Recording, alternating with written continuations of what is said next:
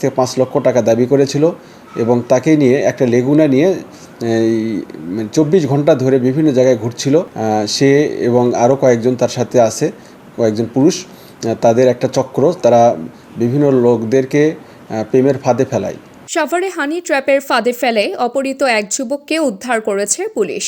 এই ঘটনায় এক নারীসহ অপহরণকারী চক্রের 4 সদস্যকে গ্রেফতার করেছে সাভার মডেল থানা পুলিশ।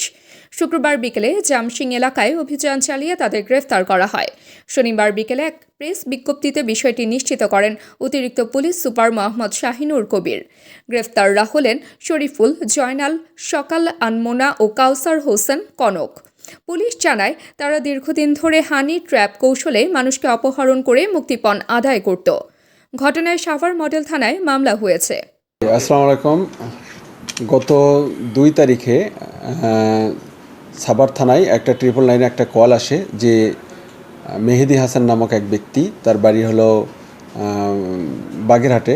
সে ফোন করে জানায় যে তাকে এই এলাকায় এসে অপহরণ করে তাকে আটকে রাখা হয়েছে। পরবর্তীতে তাৎক্ষণিকভাবে আমাদের সাভার থানা টিম এটা নিয়ে টেকনোলজি নিয়ে কাজ করা শুরু করে দেয়।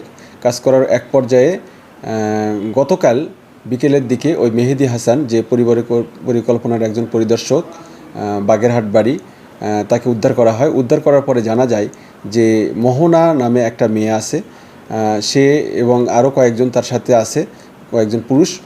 তাদের একটা চক্র, তারা বিভিন্ন লোকদেরকে প্রেমের ফাঁদে ফেলে তাদেরকে ডেকে নিয়ে এসে তারপরে তারা তাদের কাছ থেকে মুক্তিপণ দাবি করে এবং তাদেরকে ফাঁদে ফেলে। তো এর প্রেক্ষিতেই এই মেহেদিকেও তারা ফাঁদে ফেলেছিল।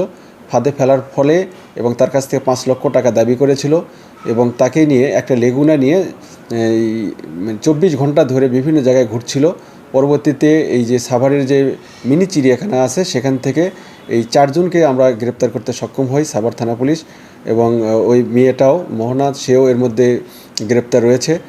তারা প্রাথমিকভাবে স্বীকার করেছে যে এর সাথে তারা জড়িত। তাদেরকে বিজ্ঞ আদালতে সোপর্দ করা হয়েছে এবং তাদের বিরুদ্ধে এই যে হানি ট্র্যাপের যে প্রতারণার চক্রের মধ্যে আছে, তাদের বিরুদ্ধে কঠোর আইনগত ব্যবস্থা নেওয়া হচ্ছে। ধন্যবাদ। তাবাসসুম হকানিকা, দৈনিক আজকের বাংলা। দৈনিক আজকের বাংলা .net